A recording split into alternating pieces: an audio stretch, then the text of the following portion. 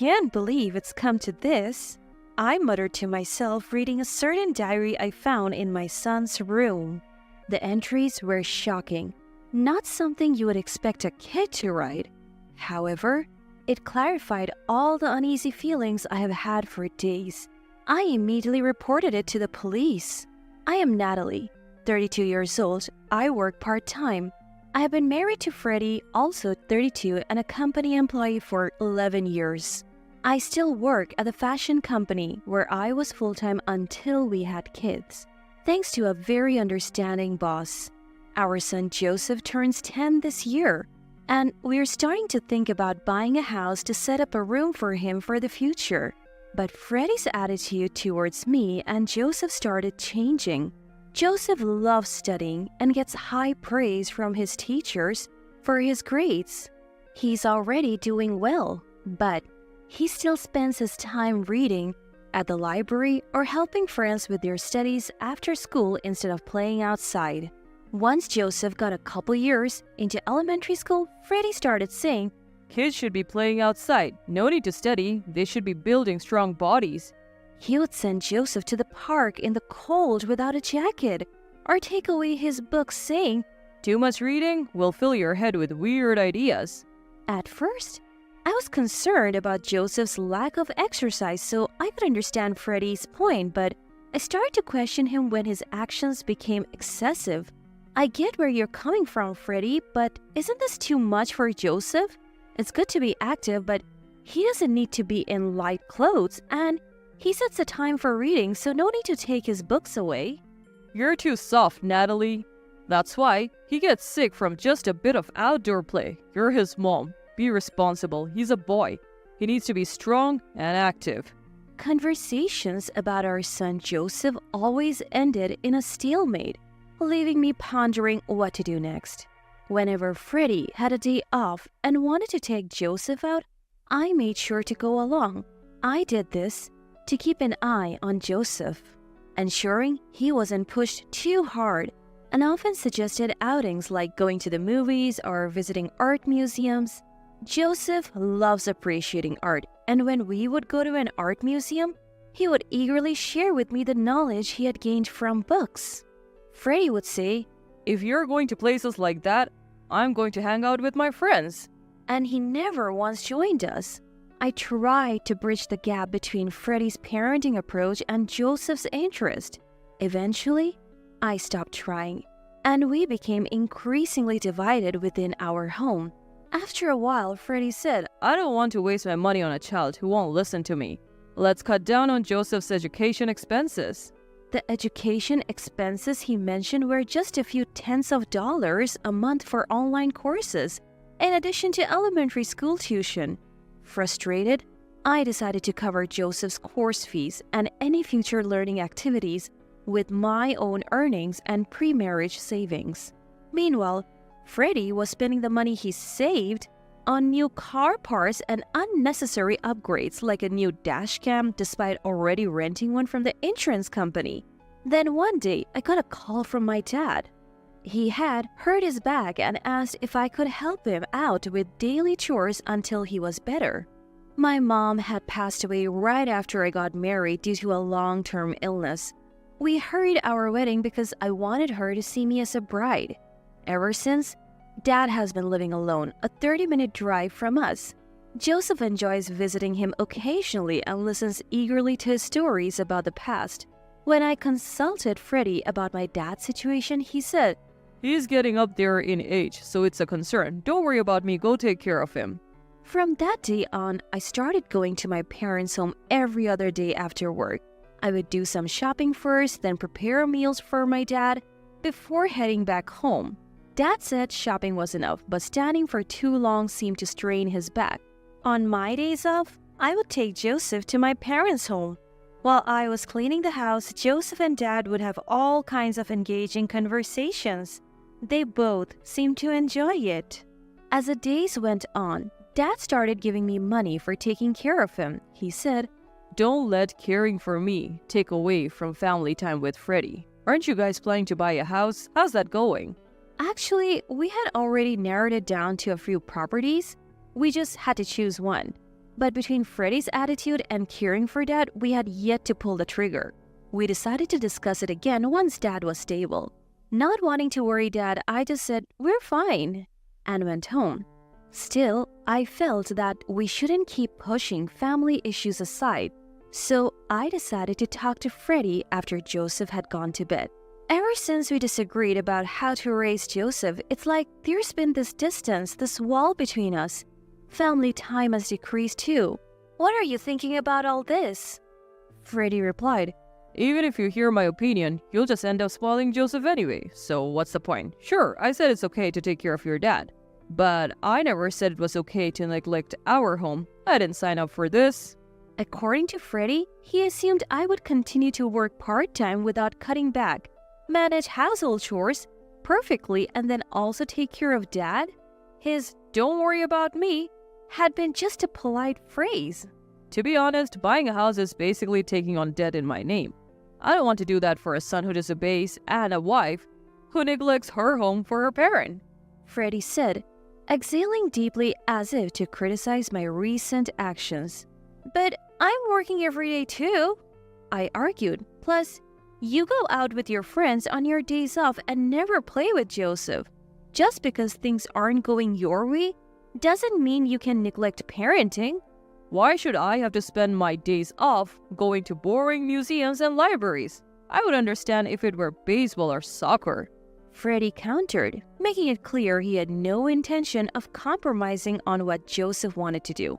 I was utterly dumbfounded by Freddie's comments, proving he's unreliable as a husband and as a dad. Initially, every time Freddie took Joseph out for some exercise, he didn't properly hydrate him, made him run endlessly, and didn't hold back when kicking or throwing balls. Not only did Joseph not enjoy these outings, but he also ended up getting injured or bedridden for days. Because of this, Joseph became afraid to go out with Freddie, and I had to worry excessively about their activities becoming downright dangerous. I have repeatedly told Freddie to be more considerate and moderate when it comes to Joseph's exercise, but Freddie never listened. Frustrated, I almost gave up on finding a solution. The unresolved tension weighed on my mind, especially with a home purchase and our family life at stake. Surprisingly, the problem was solved sooner than I thought. The day after our talk, Freddie apologized to me. According to Freddie, a conversation with a colleague who also had children led to this change of heart. Freddie's colleague was so shocked and disillusioned by his story that they said, "You're not just failing as a dad, but as a husband too. Your wife could rightfully report you for this." Feeling grateful to Freddie's colleague, I accepted his apology in hopes of improving our family relationship. After that, my dad's back condition improved, allowing him to go back to his routine. I decreased the frequency of my visits to my parents' house, allowing us to spend more quality time as a family. Things were also going smoothly with the house purchase. We were just waiting for the mortgage approval. We were looking at a newly built house close enough to both our workplaces and without the need for Joseph to change schools. As the house purchase loomed closer, Freddie began working overtime more frequently and I increased my part-time hours. When it seemed like we would be home late, my dad took care of Joseph. Finally, our mortgage was approved and we purchased our new home. But the day after completing the formalities with the real estate agent, Freddie went to work and never came back. I contacted everyone I could think of and even the police. But Freddie's whereabouts remained a mystery, leading to some unsettling days. Due to Freddie's disappearance and the instability it brought, we had to reconsider buying the house. Fortunately, our real estate agent was understanding, and the property was popular enough that we could easily cancel the contract. About a week after Freddie vanished, while looking for clues, I found a notebook in Joseph's room. Rather than merely finding it, Joseph had deliberately left the notebook on his study desk with a sticky note that read, "I'm sorry for keeping quiet all this time." Opening the notebook, I discovered it was a diary that Joseph had kept for about 2 years since he was 8. I felt a chill reading it. The diary began with an account of seeing Freddie walking with a woman I didn't know, spotted on the way back from the library. Freddie and this woman seemed like a couple from a romance drama it read. Could she be a special friend besides Mom? The diary wondered. At 8 years old, the concept of cheating seemed unknown.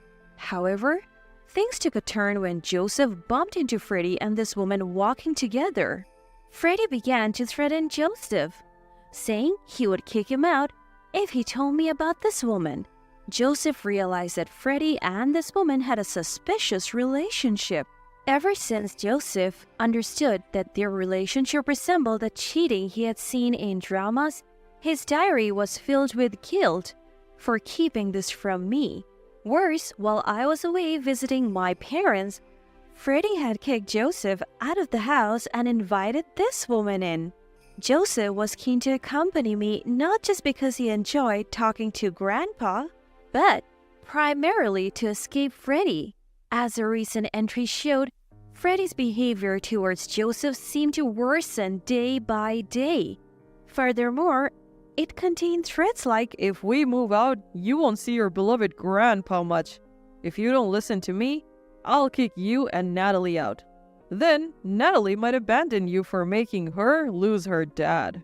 By this point, I was trembling with anger at Freddie's actions and filled with shame for hurting Joseph without even realizing it.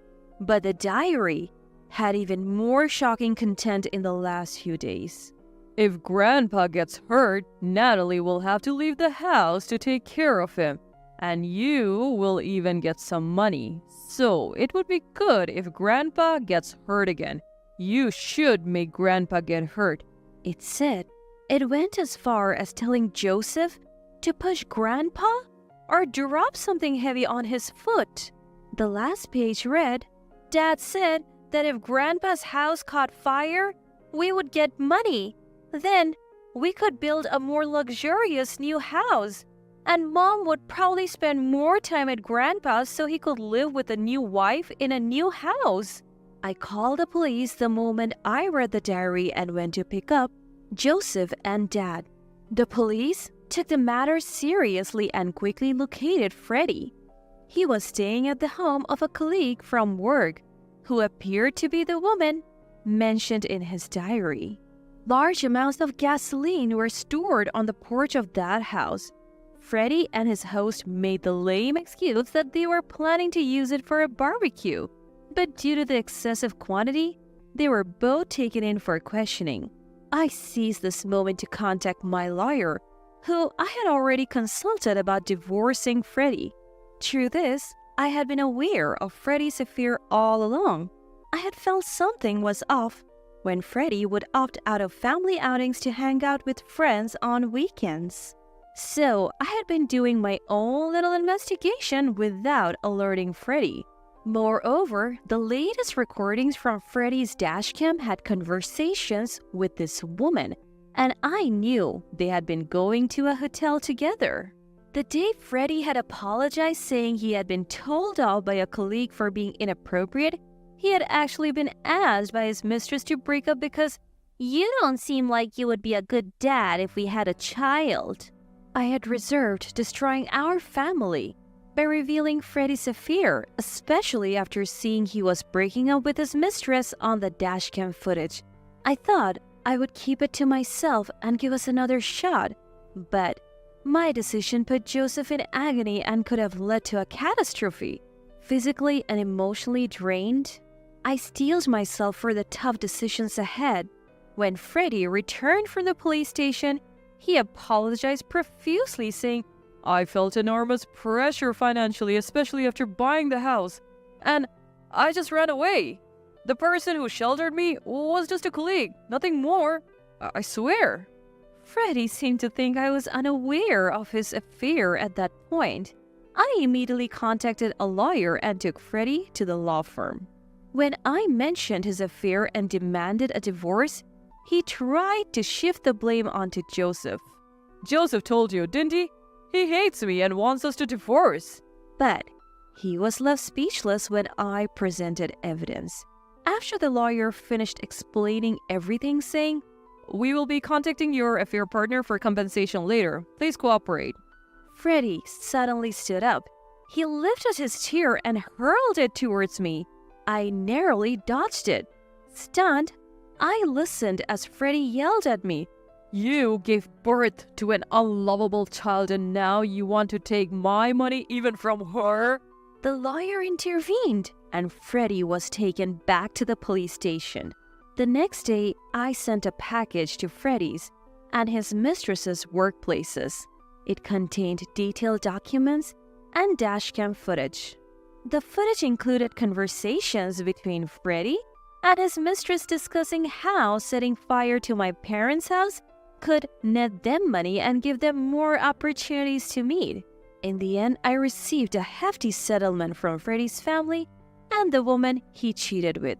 I finalized the divorce, sold our house and my parents' home, and moved to a neighboring state with Dad and Joseph. Though he wasn't charged by the police for the arson plot, my boss saw the incriminating footage. Recognizing Freddie as a danger, my boss fired him after his actions led to police involvement. His mistress found the work environment too hostile and quit, moving back to her family home. As for Freddie, his parents took him back in, but are keeping a close eye on him. They were planning to kick him out, but grew concerned he might harm me or their grandchildren after he complained about holding a grudge against me. Now, he lives under strict conditions, no car, no phone, and any money he makes doesn't go directly to him but is managed by his parents. After all the drama, I focused on Joseph's emotional well-being for a while. I also attended counseling to recover mentally. I'm truly grateful that Dad has been the rock in our lives. Joseph has become much happier now that Freddie is out of the picture. He's enjoying his days with new friends in our new place. I was planning to leave the company I have been with for years, but my understanding boss offered me an opportunity to work remotely, managing an online store. Joseph has developed an interest in art and is now attending a local art class. As for Dad, he is living a relaxed life enjoying gardening at our new home with a yard.